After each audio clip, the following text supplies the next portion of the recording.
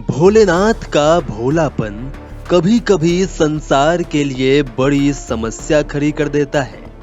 लंकेश रावण महादेव का परम भक्त था, लेकिन इस दुष्ट भक्त को पाकर महादेव भी एक बार दुखी हो गए थे। जब रावण ने माता पार्वती को ही भगवान शंकर से मांग लिया था। स्कंद पुराण में वर्णित एक कथा के अनुसार एक बार रावण ने शिवजी की घोर तपस्या की, जिससे शिवजी प्रसन्न हो गए। शिवजी प्रसन्न होकर रावण के सामने प्रकट हुए और उससे कहा, हे रावण, मैं तुझसे प्रसन्न हूं, मांगो क्या मांगते हो। तब रावण ने बहुत से वरदान और अन्य वस्तुएं शिवजी से मांग ली। इतने में रावण की नजर शिवजी के पास बैठी पार्वती जी पर पड़ी। मां पार्वती जी के रूप को देखकर रावण के मन में कलुषित विचार आ गए और उसने भोलेनाथ से माता पार्वती को मांगने का निश्चय किया। तब रावण ने भोलेनाथ से कहा, हे प्रभु, आपने तो मुझे सब कुछ दे दिया, लेकिन मुझे एक चीज और चाहिए। तब शिवजी ने कहा, मांगो क्या मांगते हो।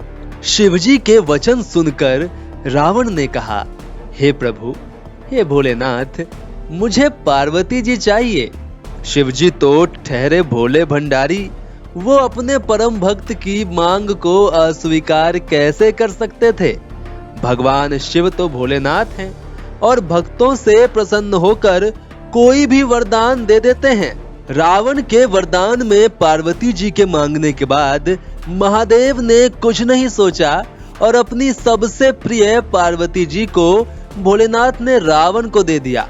पार्वती जी को ज्ञात था कि महादेव उनका त्याग नहीं कर सकते और ये बस त्रिदेव की लीला है। इसलिए जब रावण लंका नगरी जाने लगा तो पार्वती जी भी उसके साथ चलने लगी। भगवान विष्णु अपने निवास वैकुंठ लोक से समस्त घटनाक्रम को देख रहे थे। भगवान विष्णु को भी ये ज्ञात था कि भोलेनाथ महादेव वरदान देने से पहले कभी नहीं सोचते और अपने भक्त को जो मांगे वो दे देते हैं। जब उन्होंने इस घटना को देखा तो उन्होंने रावण के पास नारद जी को भेज दिया, लेकिन नारद जी सबसे पहले भोले बाबा के पास गए।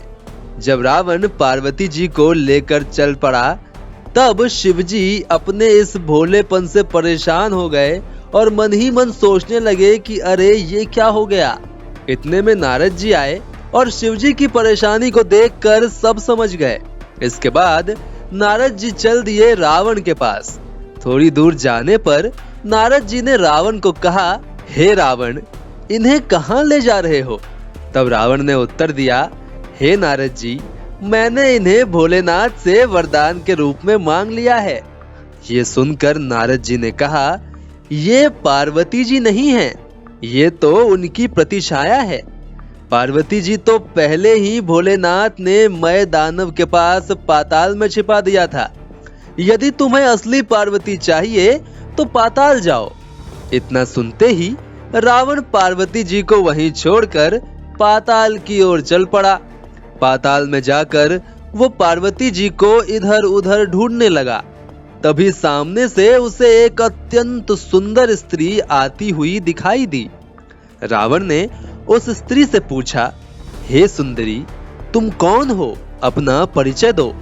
इस पर उस सुंदर स्त्री ने कहा, मैं मंदोदरी हूँ, मैं दानव की पुत्री। रावण मंदोदरी की सुंदरता देखकर उस पर मोहित हो गया और कहने लगा, चलो तुम मेरे साथ चलो। इतना कहकर वो पार्वती जी को भूलकर मंदोदरी को साथ लेकर चल दिया और उसी से विवाह कर लिया। इस तरह से महादेव के भोलेपन का अधिक नुकसान नहीं हुआ। तो मित्रों, आज के लिए बस इतना ही।